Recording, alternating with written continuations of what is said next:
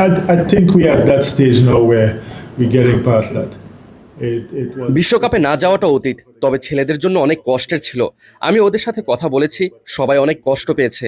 তবে বিসিএল একটু সহায়তা করেছে, 50 ওভারের ক্রিকেটে ফিরতে পেরেছি। আমি মনে করি না মিরাজকে অধিনায়কত্ব চাপে ফেলছে। এটার উত্তর আসলে সেই দিতে পারবে। ইদানিং হয়তো ভালো করতে পারছে না, তবে আমরা ওর কোয়ালিটি সম্পর্কে জানি। সে অনেক পরিশ্রম করছে। আশা করি ক্যাপ্টেন্সির আগেই ফর্মে শীঘ্রই ফিরবে সে। আশা করি এখন মিডল অর্ডার ঠিক করে ফেলতে পারবো।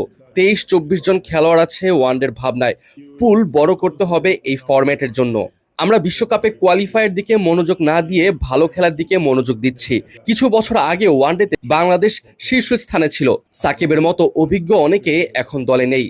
আমরা ছেলেদের নিয়ে কাজ করছি, আমাদের মেধা অনুযায়ী খেলার চেষ্টা করছি। সময় এলে কোয়ালিফিকেশন নিয়ে ভাববো, তবে তার আগে ভালো খেলতে হবে। কাউকে ছোট করার সুযোগ নেই, পাকিস্তানকে তো নাই। ওরা মেধাবী ক্রিকেটারে ভরপুর। এখনো অনেকের অভিষেক হয়নি তো কি হলো, তারা প্রচুর ক্রিকেট খেলেছে। যারা 3 ফরম্যাট খেলে, এটা এত কঠিন কাজ নয়। বিসিএল এ 4-5টা ম্যাচ খেলেছে, এটা সহায়তা করবে খেলোয়াড়দের। ফরম্যাটের ভিন্নতা মানিয়ে নিতে সাহায্য করবে।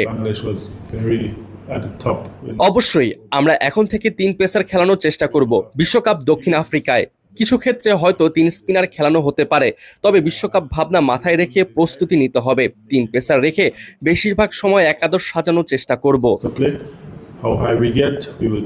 আমাকে রাজি করাতে হয়নি লিটনকে কোনো কিছু নিয়ে। দলের যা প্রয়োজন তা সে খুশি মনে করতে রাজি আছে, এই জন্য তাকে রাজি করানোর কিছু নেই।